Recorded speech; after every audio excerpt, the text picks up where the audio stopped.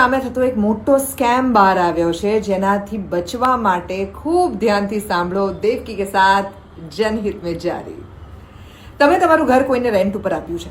એ વ્યક્તિ તમારી સાથે ડિપોઝિટ આપી અને પછી ઘર રેન્ટ ઉપર લે છે, બરાબર કાગળ કરે છે, અને પછી તમે જે ડ્યુરેશનનો એની સાથે કોન્ટ્રાક્ટ કર્યો છે એ પહેલાં જ ઘર ખાલી કરીને જતી રહે છે.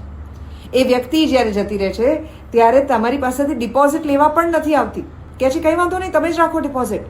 તમને એમ થાય છે વાહ કેટલા સરસ માણસો છે, અને થોડા જ વખતની અંદર તમે તમારો જીએસટી પે નથી કર્યો એવો મોટો ફ્રોડ તમારી ઉપર થાય છે.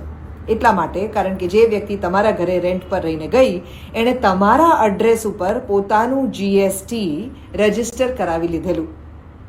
આ ફ્રોડમાંથી બચવાનો એકમાત્ર રસ્તો છે, તમે જ્યારે કોઈને પણ તમારું ઘર રેન્ટ ઉપર આપો ત્યારે એની પાસેથી એ આ એડ્રેસ ઉપર પોતાનો જીએસટી નંબર નહીં લઈ શકે એવી એક ખાસ શરત તમારા કોન્ટ્રાક્ટની અંદર મુકાવી દો.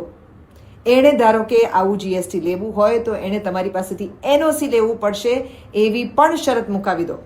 અને જો એ પોતાના જીએસટીમાં ડિફોલ્ટ થાય તો તમારી કોઈ જ જવાબદારી નહીં આવે, એ પણ એની અંદર સહી કરાવી લો. આ 3 નાનકડી શરત જો મૂકી દો તો આવા બિગ ફ્રોડમાંથી તમે બચી શકો એમ છો. ये था देवकी के साथ जनहित में जारी.